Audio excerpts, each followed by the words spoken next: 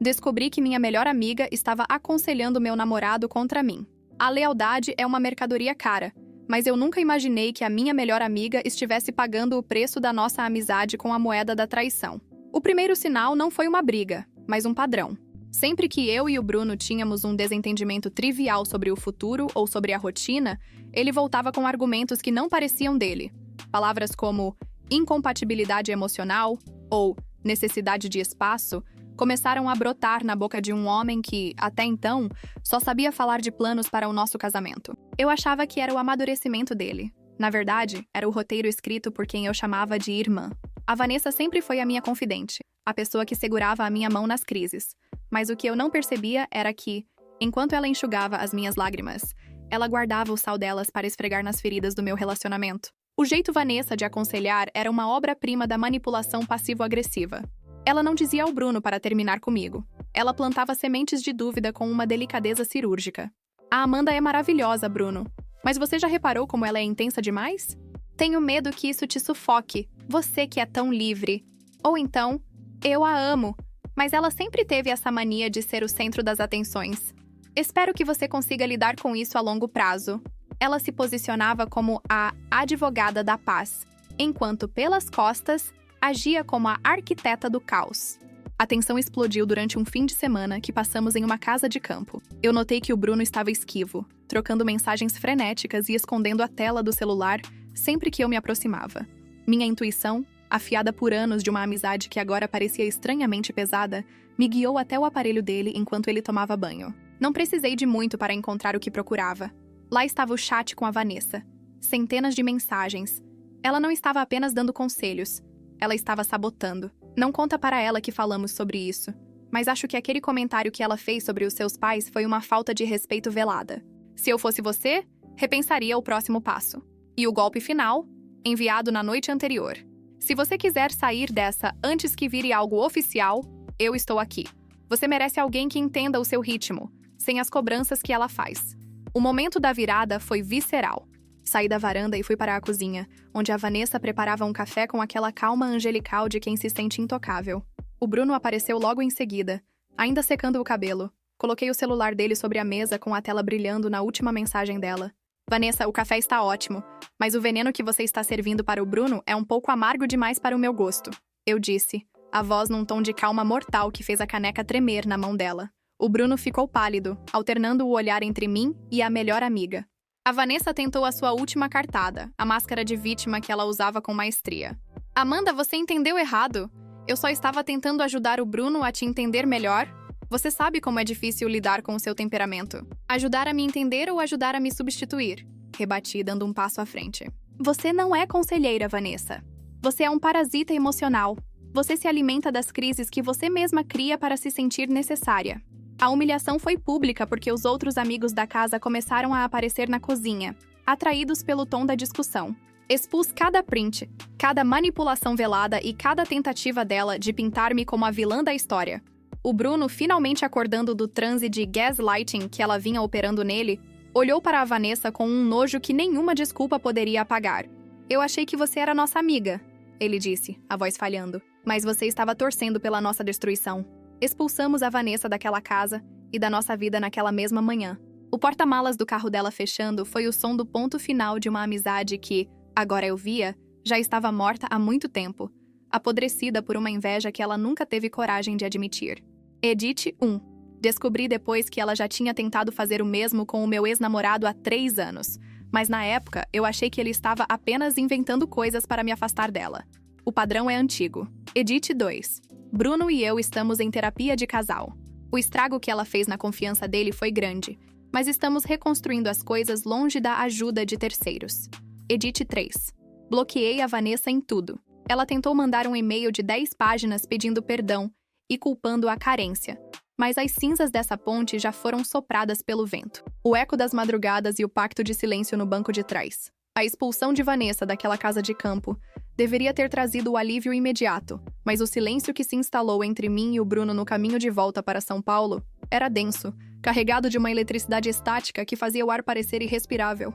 Eu olhava para o perfil dele enquanto ele dirigia, os nós dos dedos brancos de tanto apertar o volante, e percebi que a traição da minha melhor amiga era apenas a ponta de um iceberg muito mais profundo. Se ela era a arquiteta do caos, o Bruno tinha sido, no mínimo, o operário que forneceu os tijolos. A pergunta que martelava a minha têmpora não era mais por que ela fez aquilo, mas até onde ele permitiu que ela fosse. Bruno, para o carro. Eu disse, a voz num tom baixo que não admitia réplicas. Agora. Ele encostou no acostamento de uma estrada vicinal, cercada por um canavial que parecia observar a nossa ruína. O motor estancou. E com ele, a última barreira de negação que eu vinha sustentando. Não me venha com a desculpa de que você foi manipulado, Bruno. Um homem de 30 anos não se deixa levar por conselhos durante meses, sem que haja uma abertura, uma cumplicidade. O que mais vocês esconderam de mim sob o pretexto da amizade? A virada forte aconteceu quando ele desabou sobre o volante, soltando um suspiro que soou como uma confissão. Ele abriu a pasta de arquivos ocultos do celular, aquela que eu não tive coragem de vasculhar na noite anterior, e me entregou o aparelho. Ali, o veneno no café transformou-se em um banquete de traições psicológicas e físicas. Havia fotos de encontros que eu nunca soube que existiram.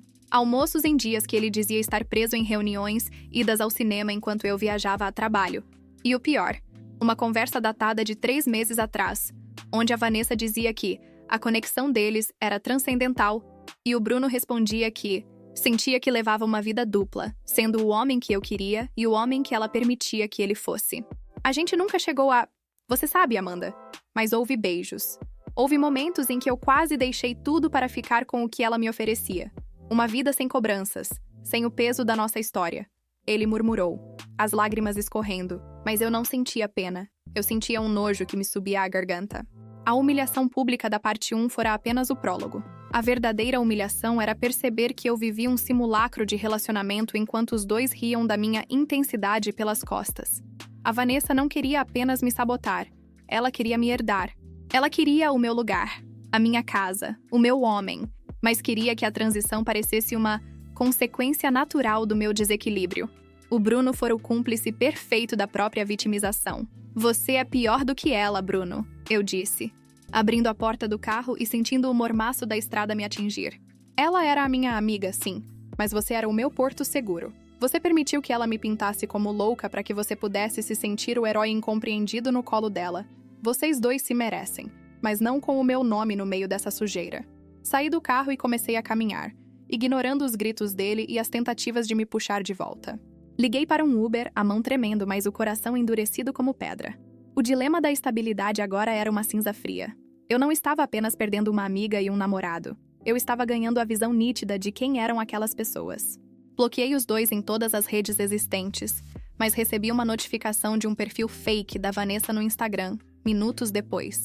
A mensagem continha um áudio gravado na nossa própria cozinha, meses atrás, onde o Bruno dizia, entre risos, que às vezes sentia que eu era o fardo que ele precisava carregar para chegar até ela. O veneno era letal, e a máscara não tinha apenas derretido. Ela tinha revelado um monstro de 2 cabeças que eu chamei de lar por tempo demais. Edit 1. O Bruno tentou ir à minha casa pedir perdão, mas meu irmão o impediu de subir. Ele deixou as chaves na portaria com um bilhete dizendo que o áudio foi tirado de contexto, como se houvesse contexto para aquilo. Edit 2. Vanessa postou um story com uma frase de efeito sobre verdades que libertam. Ela está tentando posar de libertadora, mas todos os nossos amigos em comum já viram os prints. O isolamento dela começou. Edit 3. Estou empacotando as coisas dele. Encontrei um batom dela dentro de uma das malas de viagem dele que nunca usamos juntos. A profundidade da mentira é um poço sem fundo. O banquete das aparências e o brinde que estilhaçou o teto de vidro. 2 semanas haviam se passado desde a beira da estrada, e o meu apartamento parecia uma galeria de ausências. Eu estava no processo de exorcizar cada canto, mas o destino, ou a falta de escrúpulos da Vanessa, reservava um palco maior para o encerramento desse capítulo. O jantar de aniversário do Rodrigo, o elo mais antigo do nosso círculo de amigos, era inevitável. Eu sabia que eles estariam lá. Bruno me mandou dúzias de mensagens implorando para que eu não fosse, alegando que não era o momento para cenas, o que era apenas o seu medo covarde de ser exposto. Mas eu fui. Usei o meu melhor vestido preto, o batom que ela sempre dizia que ficava agressivo demais em mim e entrei naquele restaurante nos jardins com a coluna mais ereta do que nunca. A mesa estava posta para 12 pessoas. O ar-condicionado gelado cortava o burburinho das conversas, mas o silêncio que se fez quando eu me sentei foi absoluto. Bruno estava na ponta, com os olhos fixos na toalha de mesa. E lá estava ela, a Vanessa, sentada 2 lugares ao lado dele, usando uma expressão de piedade cristã que me deu náuseas. Ela teve a audácia de inclinar-se para a frente e dizer, para que todos ouvissem: Amanda, fico tão feliz que você veio. Estávamos todos preocupados com o seu estado emocional. Sabe como a gente te ama e entende as suas crises. A tática era clara: o gaslighting social. Ela queria validar a narrativa de que eu era a louca, e eles eram os sobreviventes do meu temperamento. Rodrigo tentou mudar de assunto, mas o veneno já estava no ar. O momento da virada forte não foi um grito, mas um gesto calmo. Tirei do meu envelope um pequeno dispositivo de áudio, uma cópia do que ela mesma me enviara, e um conjunto de capturas de tela impressas em alta resolução. Rodrigo, parabéns pelo seu dia. Comecei, a voz límpida, ignorando o tremor nas mãos. Mas antes do prato principal, acho que todos aqui merecem saber quem realmente está sentado à mesa. Porque a lealdade é um valor que você preza. E a traição é um prato que a Vanessa e o Bruno adoram servir sob o nome de conselho. O Bruno tentou se levantar, mas eu o impedi com um olhar. Coloquei o áudio para tocar no volume máximo. A voz dele, rindo de mim, preencheu o restaurante luxuoso. Às vezes, sinto que ela é o fardo que preciso carregar para chegar até você. As fotos dos encontros clandestinos circularam de mão em mão entre os amigos, como um baralho maldito. A máscara da Vanessa começou a derreter em tempo real. A expressão de piedade transformou-se numa careta de ódio destilado, enquanto os rostos ao redor mudavam de confusão para um nojo absoluto. Você é uma doente, Amanda! Ela gritou, perdendo finalmente a compostura e derrubando a taça de vinho tinto sobre a toalha branca, criando uma mancha que parecia uma ferida aberta. Você sempre foi obsessiva. O Bruno nunca te amou, ele só tinha pena. Pena! Eu rebati, levantando-me e olhando-a nos olhos. Você o queria tanto que precisou destruir a minha imagem para que ele pudesse aceitar o lixo que você oferecia. E você, Bruno, você não é um prêmio. Você é o resto de uma amizade que eu já joguei fora. Podem ficar um com o outro. 2 traidores merecem a companhia mútua no ostracismo que virá a partir de hoje. A humilhação pública foi o veredito final. Rodrigo, o aniversariante, levantou-se e apontou para a porta. Saiam daqui. Os 2. O círculo de amigos, que a Vanessa achou que tinha manipulado, fechou-se em torno de mim como um escudo. O Bruno saiu de cabeça baixa. O herói incompreendido, agora reduzido a um adúltero barato. A Vanessa saiu gritando impropérios. A conexão transcendental agora reduzida a uma expulsão de um restaurante de luxo. O som dos talheres voltou a bater nos pratos. Um som normal num mundo que tinha acabado de ser limpo. Eu não senti o triunfo que esperava. Senti uma paz exausta.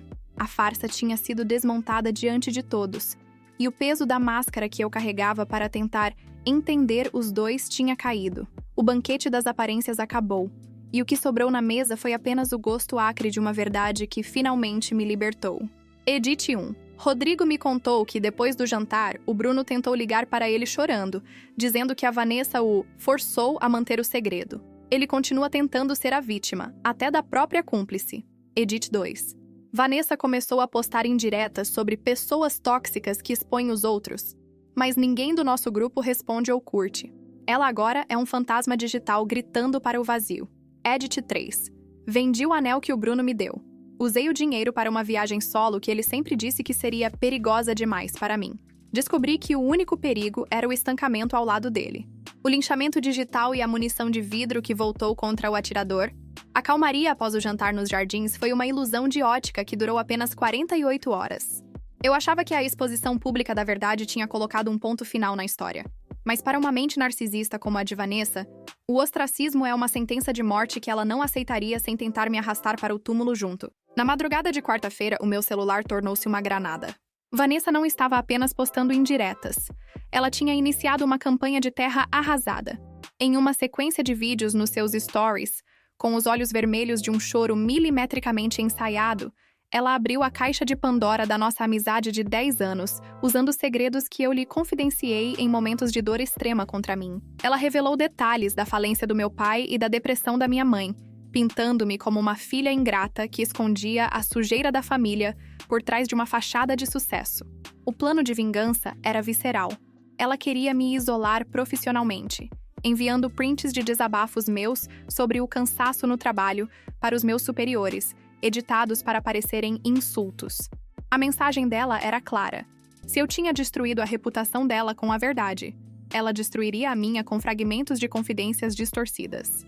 O veneno agora não estava mais no café. Estava no feed de cada pessoa que eu conhecia. Amanda, você viu o que ela postou?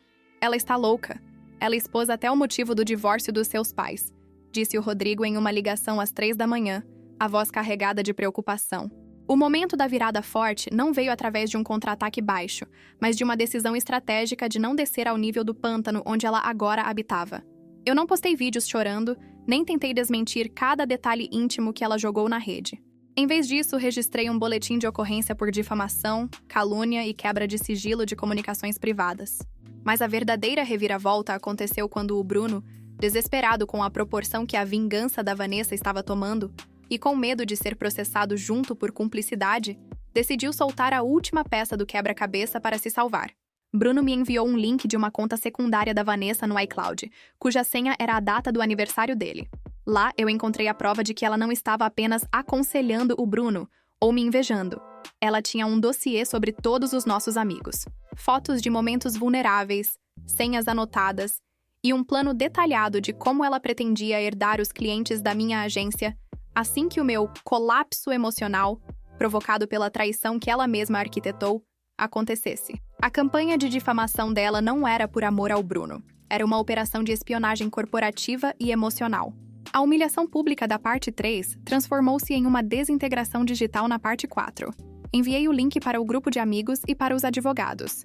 Quando Vanessa percebeu que as confidências que ela estava expondo eram fichinha perto dos crimes que ela tinha documentado no seu próprio arquivo, o perfil dela simplesmente desapareceu da internet. O silêncio que se seguiu foi ensurdecedor. Ela não era uma amiga traída ou uma amante injustiçada. Ela era uma predadora social que fora pega pela própria ganância.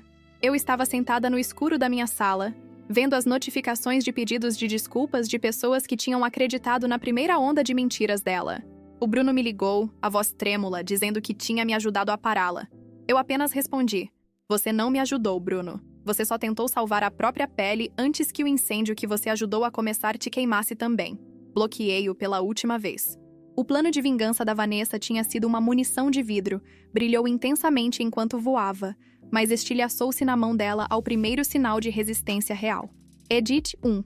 O RH da agência me chamou para uma reunião. Graças às provas que o Bruno mandou, eles entenderam que os e-mails foram manipulados. Vou tirar uma licença premium para me recompor. Edit 2. Vanessa foi notificada judicialmente. Ela se mudou para a casa da mãe em outra cidade e apagou todas as redes sociais. O cancelamento dela foi tão absoluto que até os patrocinadores dos seus pequenos eventos cancelaram os contratos. Edit 3. Meus pais me ligaram. Eles estão chateados pela exposição, mas orgulhosos por eu não ter cedido ao jogo dela. A ferida familiar vai demorar a fechar, mas a verdade é um antisséptico poderoso. O veredito do silêncio e a arquitetura de uma vida sem fantasmas. O outono em São Paulo trouxe uma luz mais suave, lavando o cinza do asfalto e, finalmente, as últimas manchas de vinho tinto daquela toalha de mesa que eu nunca tive coragem de jogar fora, até hoje. 1 ano se passou desde que a última granada digital de Vanessa explodiu, e o silêncio que se seguiu não foi o de um cemitério, mas o de um canteiro de obras. A reconstrução foi lenta, tijolo por tijolo, longe dos olhares curiosos e das notificações de rede social que antes ditavam o meu valor. O veredito judicial chegou pelo correio em uma tarde comum. Vanessa foi condenada por danos morais e quebra de sigilo, obrigada a pagar uma indenização que eu doei imediatamente para uma instituição de apoio a vítimas de abuso psicológico. O dinheiro dela tinha um cheiro de mofo que eu não queria na minha nova conta bancária. A parte final dessa trama não teve o barulho de uma explosão, mas o estalo seco de uma porta se fechando para sempre. Encontrei o Bruno por acaso em uma livraria na Vila Madalena, meses depois de tudo ter assentado. Ele estava mais magro, o olhar esquivo, carregando o peso de quem descobriu que ser o prêmio de uma disputa doentia é, na verdade, ser o perdedor de si mesmo. Ele tentou puxar assunto, ensaiou um "Como você está?", mas eu percebi que não havia mais nada ali. O homem que eu amei era uma ficção escrita por uma amiga traidora, e o homem diante de mim era apenas um estranho com quem eu dividi uma história que já não me pertencia mais. A Vanessa se mudou para o interior, Amanda. Ela está trabalhando em uma loja de decoração. Parece que ela não é mais a mesma, ele disse, buscando em mim alguma fagulha de ódio ou interesse. Que bom para ela, Bruno, respondi, e a sinceridade da minha resposta me surpreendeu. Espero que ela consiga decorar a própria vida com algo que não seja a inveja da vida dos outros. E espero que você encontre um caminho que não precise de mentiras para parecer interessante. Saí da livraria sem olhar para trás, sentindo o sol da tarde no rosto. O destino de Vanessa e Bruno tornou-se uma nota de rodapé na minha biografia. Ela, vivendo o ostracismo social que tanto temia, isolada pela própria ganância. Ele, vagando entre o arrependimento e a mediocridade de quem nunca teve coragem de ser honesto. A conexão transcendental que eles pregavam era apenas um pacto de mediocridade que ruiu ao primeiro sinal de luz. A minha reconstrução sobre os destroços foi o meu maior triunfo. Recuperei a confiança dos meus pais, assumi uma posição de liderança na agência e, acima de tudo, aprendi a ler as entrelinhas de cada Café com Conselhos. Eu estava sentada na varanda do meu novo apartamento, o mesmo onde antes eu empacotava as dores. O veneno foi neutralizado, as máscaras viraram pó e o banquete agora é servido apenas para quem sabe o valor da lealdade. O veredito final não foi dado por um juiz, mas pelo tempo. A traição de quem eu chamava de melhor amiga foi o adubo mais caro que eu já paguei. Mas as flores que nasceram desse solo agora têm um perfume que nenhuma lavanda artificial de Odete ou manipulação de Vanessa jamais conseguirá imitar. Estou inteira. E o silêncio agora é a minha música favorita. Edit 1. Juliana, a esposa do caso anterior, para quem acompanhou o crossover de traumas, me mandou uma mensagem. Tomamos um café. É bizarro como mulheres fortes se reconhecem pelo modo como limpam as cinzas dos seus respectivos incêndios. Edit 2. Excluí as fotos antigas com a Vanessa do meu HD externo. Não foi um ato de raiva. Foi limpeza de disco. Meu passado não precisa daquela imagem para provar que eu existi. Edit 3. Estou saindo com alguém. Ele não é misterioso nem complicado. Ele é transparente como água. E descobri que a paz é muito mais viciante do que a montanha-russa emocional da traição.